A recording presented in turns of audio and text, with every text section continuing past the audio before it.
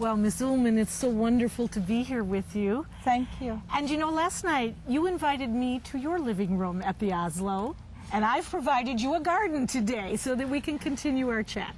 Well, I have to say, my living room in Oslo is beautiful, and it's in Norway, but this garden, it's almost a dream come through. I mean, the enormous tree we passed, the flowers.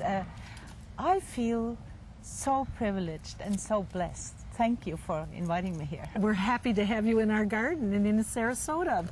And you know, you spoke so much last night about your directing. And how do you feel about transferring your vast film experience now to a director? I like it very much. I have directed 5 feature films, and I have written a script for 3 of them. And for me, it is even more important because I can sit on the other side of the camera and I can allow other people to bloom and to grow and to show every kind of artistic experience they have, and I can just be there and water them and let them be. I don't have to be in front of the camera and think, oh, do I look, you know, young enough or pretty enough or whatever. I can just be me. So when you said that you go from instinct as an actress, and I assume then you're going to go from instinct as a director for your actors. Yes, because my instinct, I don't know maybe the right word for it in English. Instinct, that is me. I mean, you have a very wonderful writer. You have a very wonderful writer in the United States, E.M. Forster, and he said the most important thing in life is to connect. And to connect, maybe through instinct or whatever it is, but it is what is deepest within you. You know, when I look at you and I see you listen and you smile back, then I want to say more. And then when you talk and the same happens to me, we connect, and maybe it's instinct or whatever, but it is us communicating. So you think there's hope for this poor thespian someday? Do you think you would be in TV and have this program if you weren't good at it? That's what they recognize. So you will have the specific vision then for your actors and actresses. Yes, because I've been an actress myself for, 50 years or whatever. I know what actors need, and more important, I know what they shouldn't have. They shouldn't have somebody who's talking and telling them, no, you feel this and no, you feel that. They don't want to know that. They should have somebody who's just looking at them and recognizing them. So past the rehearsal and past the show, you will still let them have their creative process. Actresses and actors are so creative, and I didn't really understand that before I became a director myself, because I was always a little ashamed of being an actress in this world of ours. Why would you be an actor? But now, when I'm on the other side, I feel, are we creative, we actors? You know, we refurnish to you what other people are. Refurnish, that's the wrong word. But you have fulfilled our dreams also.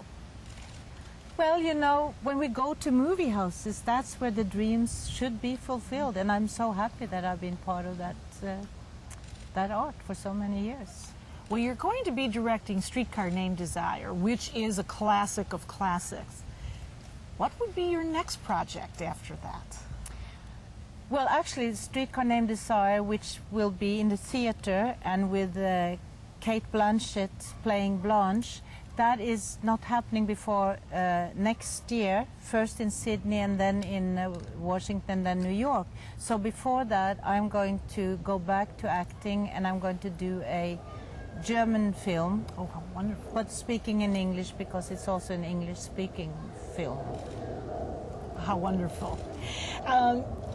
You are part of our theater history and our film history. Are you happy with that distinction?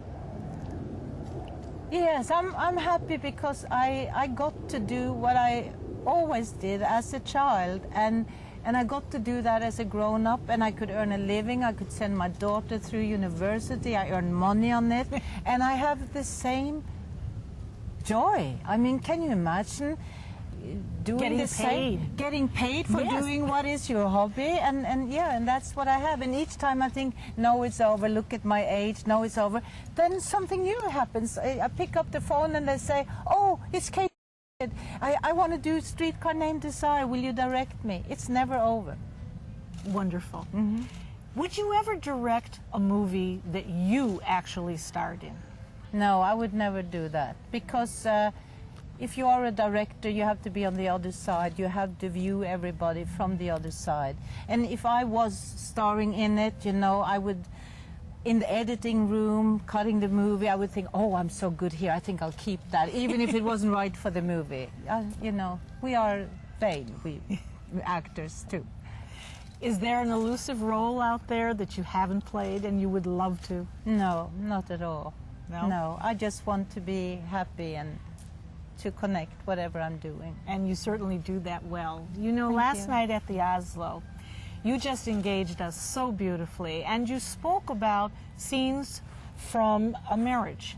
And I'm going to quote you. You were citing the characteristics you most admired that came out of that movie, namely maturity, wisdom, and clarity. Now, we know that ultimately your character came to possess those. Did you?